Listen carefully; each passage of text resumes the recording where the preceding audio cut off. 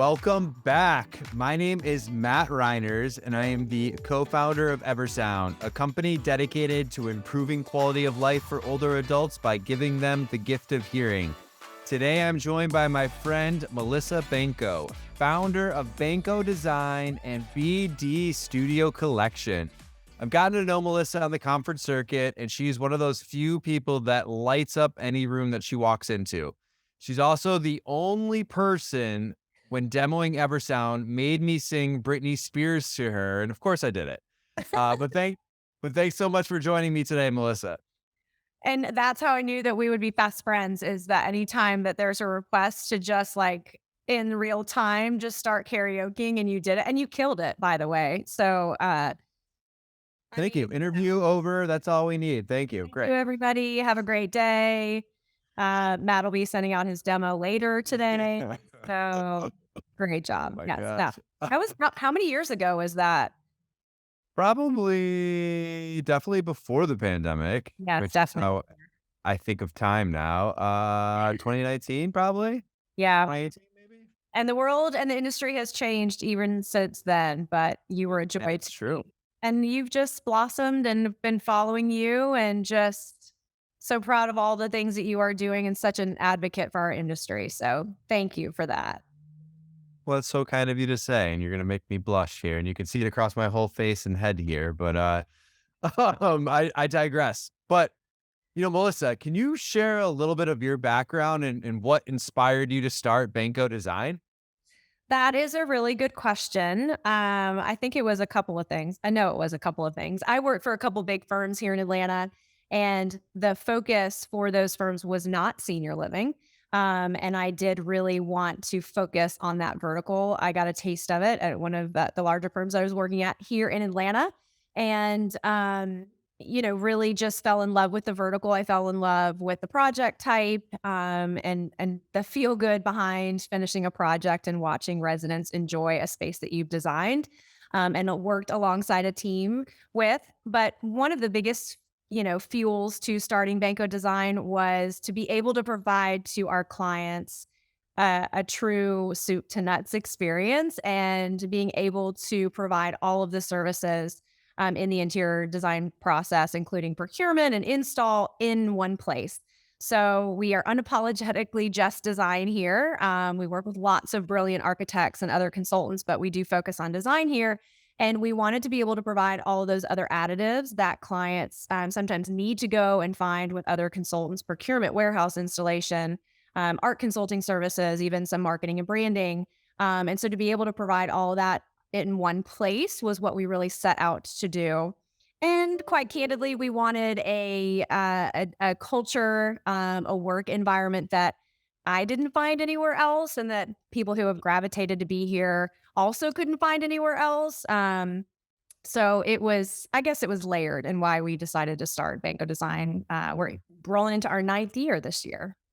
That's so exciting. Well, happy early birthday on that. And that, yeah, I was so excited to have you on because I feel like I know so little about interior design, and I know you're one of the best out there. And so, yeah, I was pumped to get you on here because, another question I have is, why create furniture specifically for, older adults? And what have you learned about the necessary unique features needed for this user type? That's a good question. We design very reso-mercially here at Banco Design. We are providing project design and furniture packages that look very residential but have a commercial quality to them, because obviously they need to be very durable. So we found that there was a gap in the market. We couldn't find what we were looking for, and we found ourselves building a lot of furniture because there was you could either find really sexy furniture that didn't make sense for a commercial application, or you were able to find commercial product that honestly looked like it needed to be in a Bank of America and not a beautiful senior living community. So we decided that if we were having an issue finding those great pieces, and we were building quite a bit of it, then other designers probably were having that same issue too. So we really focused on creating a design collection with Fairfield Chair. We were really excited to launch that. last year that combined the two. Really good looking furniture that you would see in someone's home, but it now can be, placed in a commercial building. It's scrubbable, washable. It has the right stretchers. It has a higher, weight to it. So we just wanted to combine the two because we weren't able to find it. So you have a problem. That was our solution to the problem, was to build a collection for us and for other designers out there that were designing in the senior living space. But I think too, with that furniture collection, it wasn't to just pigeonhole it into senior living, that you can have universal furniture and that you can apply it to lots of different demographics. We actually have other verticals that are purchasing from the senior living collection because it's pretty and it's durable and it's applicable to lots of different age groups. Which we are thrilled to see that it's being that we have other designers from other verticals that are gravitating to the furniture. So, yeah. I love that. Yeah, the inspiration, the reso-mercial. I think that's the first time I've ever heard that phrase. Don't ask me to spell it, please. But Type it. okay, I can do the hyphen. We talk about some of the different verticals, and I think, from an outside person looking in, right, senior living is kind of all lumped into one. But one of the things we continue to see getting more attention is active adult, and I'm curious how you're thinking about designing for this vertical and this community type differently than a senior living community. So we joke here that active adult, which we're doing quite a bit of it, it's a hot little mini market. It's like senior living and multifamily and hospitality on a baby. So there are aspects that you want to be that you want to focus on that maybe you would also focus on if you were designing a senior living community, because it is age targeted, so that there is some takeover from that senior living space, but it is multifamily too because there's not a true care component. It's actually more focused on preventative than it is care. And then here at Banko, we actually have a diverse portfolio in country clubs. We did a lot of country club work when we first started the firm. And so we found ourselves actually reverting back to that country club mentality because it's this hosting, this hospitality, this resort, this, wonderful club that our active adults want to hang out in. So we are sort of beg, borrowing, and stealing from other verticals because we are multi-vertical here.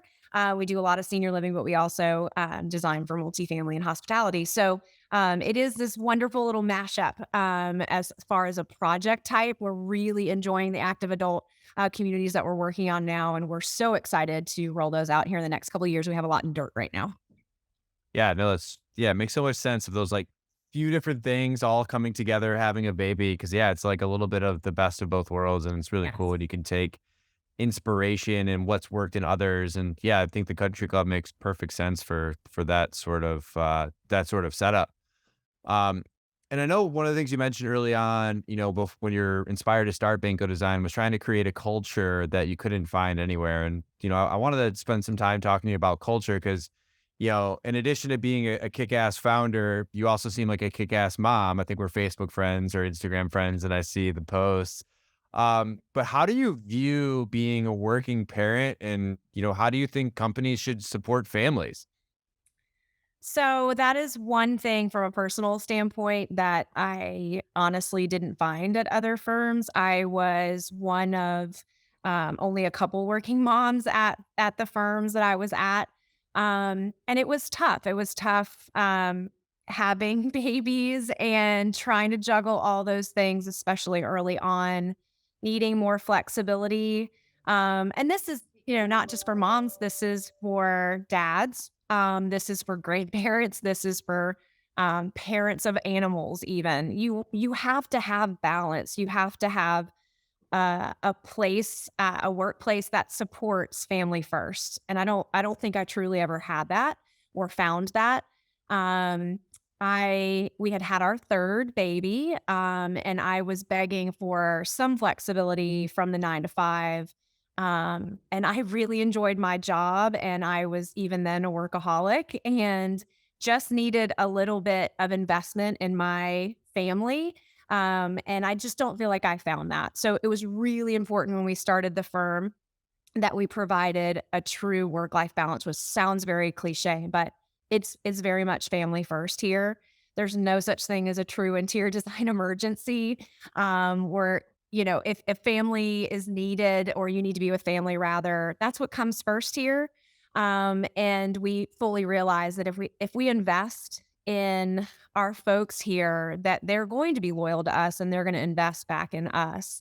And so it was, again, even, we were talking about the furniture, like you can't find it, create it. That's what we did here at Banko. We couldn't find what we wanted in culture, a lot of us. And so we created a place where we could have those things that we didn't find elsewhere. So we are providing here all the things as a young mom I wish I would have had. Support with travel and what those times look like, support with flexibility in the workday. We have a lovely mother's room for our nursing mamas that I prayed I would have had when my kids were littler. And listen, momming and dadding doesn't just go away after they're babies. You still need that support and that flexibility when they're toddlers and when they have sports events. And I've got a senior who's going to college next year, so we've been touring colleges, and it's just, knowing that your team has you covered and it's okay. Go tour the college, go be with the sick baby, and we're going to cover you while you're gone. And then when you're back, we'll all hit it hard again together. So that's something that we do think is different here, is that it really is a family first, culture. Many companies say it, but we feel like we're truly living it.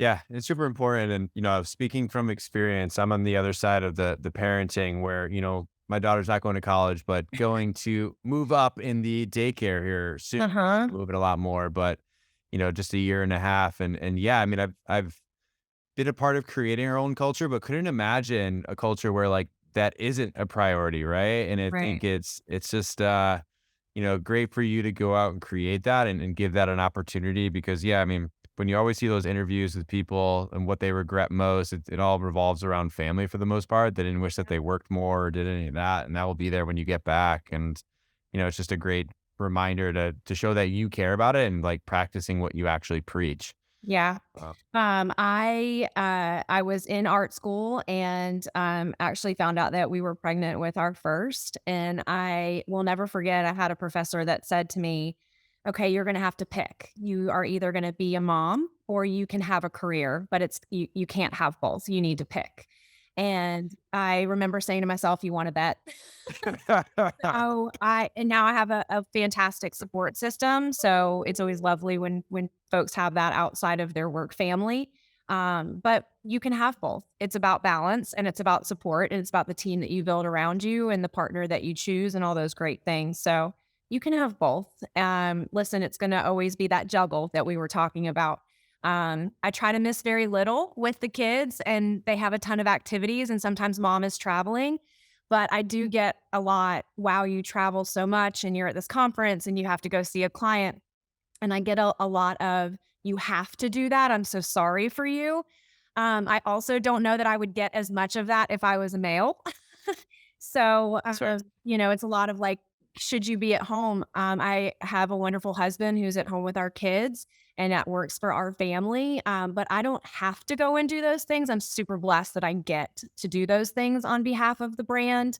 And I think I'm building, a family structure that's really strong in foundation. And my kids know that, again, you can have both. So whether it's my sons or my daughter that go out and want all of the things, want the family, want the career, just work really hard on how to make it happen. And you can have it all. It's just about balance.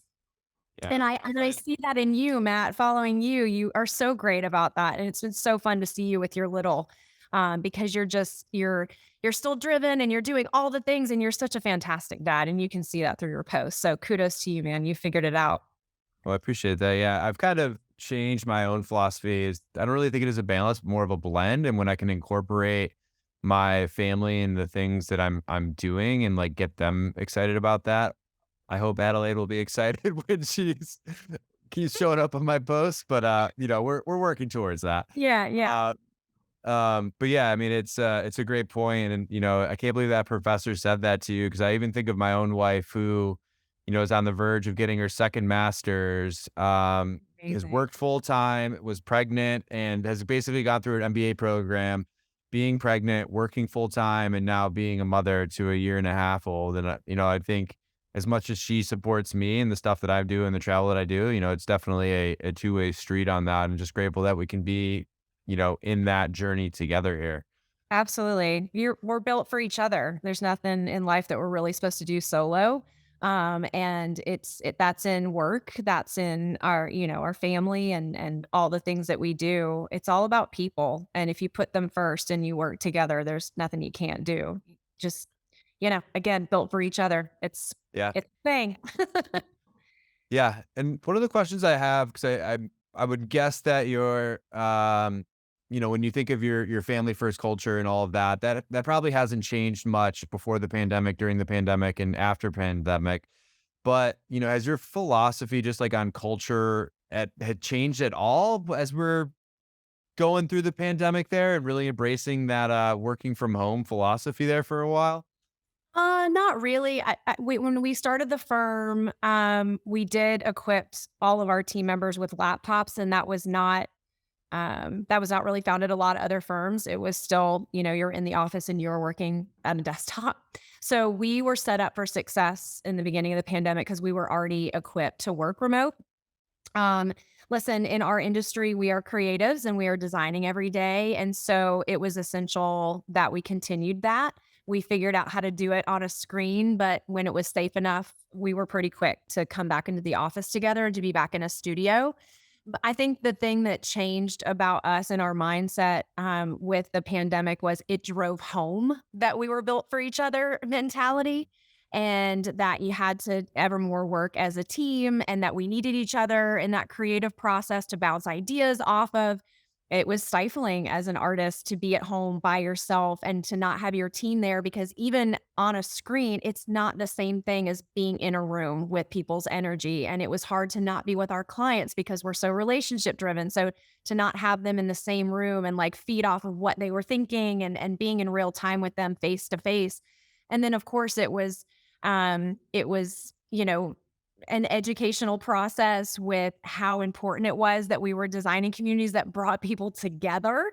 And so to really continue to push that even through a pandemic, socialization and being with each other in the face to face in the same room, there's nothing like it. So I think that kind of just drove home how important we saw it and that we, continued that effort in getting people together because our core focus here, our mission statement here, our core values here at Banko, it's all about people. So even if you read what our mission statement is like, you're an interior design company. It's like, yes, we are, but we're about the people here that work for us. We're about the folks that we work for, and we are definitely about our residents and our guests. So it's all about people. So I think that was just drove it home for us.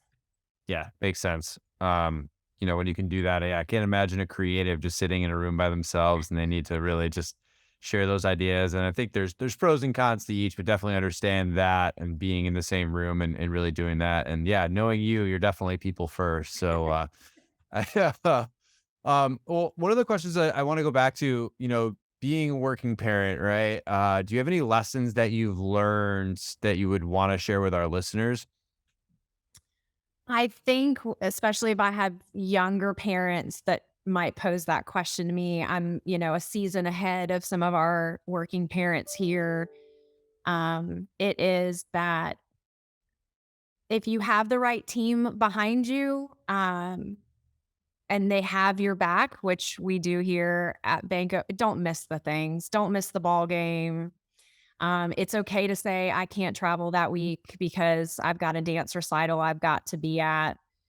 I think it's just making sure that you've got that priority, because family is everything and your people are everything. And it's just being communicative about what you need, to keep family first. And we have that here. It's a good, I can't do that week. Can somebody cover me? Cause I've got to be here. And also to be pretty honest with your clients. And maybe that's like a good segue from what changed during the pandemic. It's like as working moms before this and dads, it was like, don't let the baby scream, don't let the dog bark, don't let that happen. And now it's like babies on laps, dogs are barking. It's like, hold up your dog. What does your dog look like?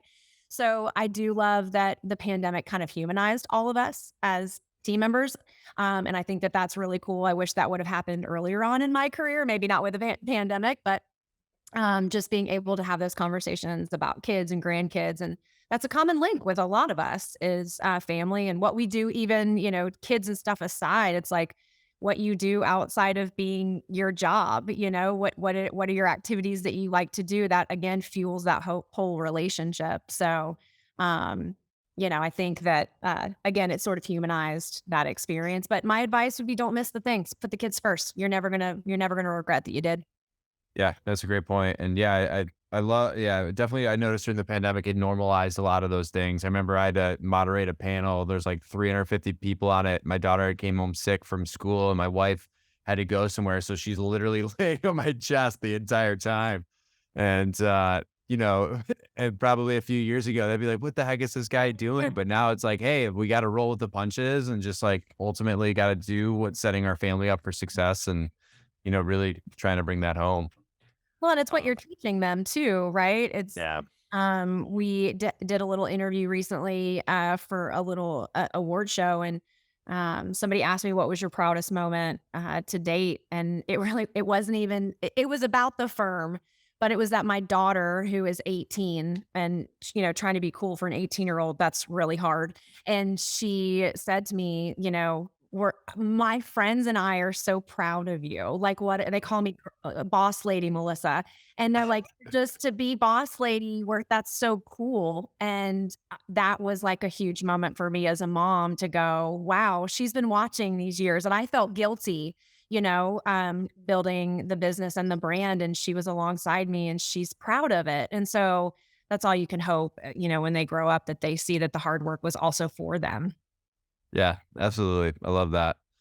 And now my final question here for you, Melissa, as we're looking through the rest of 2023, Yep. if you were to give senior living providers, design firms, kick-ass parents, just three guiding principles as we continue to move forward, what would you say? Okay, 3 is really hard. I would say 3 is really hard. But what I will say is take the leap if you're thinking you should take the leap. That there is so much good in being uncomfortable. There are a lot of things we've done here at the firm that people thought we were crazy. Some of it panned out and some of it didn't. If it didn't pan out, we sure did learn from it. But it's to live boldly and to do it. Again, if it is a fail, you're still going to learn a ton from it. So it's be bold, and we're telling our clients even that. Like there's all this talk about doing things differently and there's all this talk about being innovative and doing something that nobody else is doing. Enough talking about it, do it. So I think that that would be maybe a little bit layered, but that would be my advice for everyone in 23. It's take the risk, fulfill the big idea, take the leap and do it. Because what's the bad side of doing that, right? And so it's pushing boundaries a little bit and living really boldly, and not wasting any more time just talking about it. I love that. Well, Melissa, thank you so much. I'm so happy you didn't ask me to sing Britney Spears on this, and we will end it there. I thought about it. I was like, do we do it? Maybe like a little flash mob thing. Maybe next time. Next time.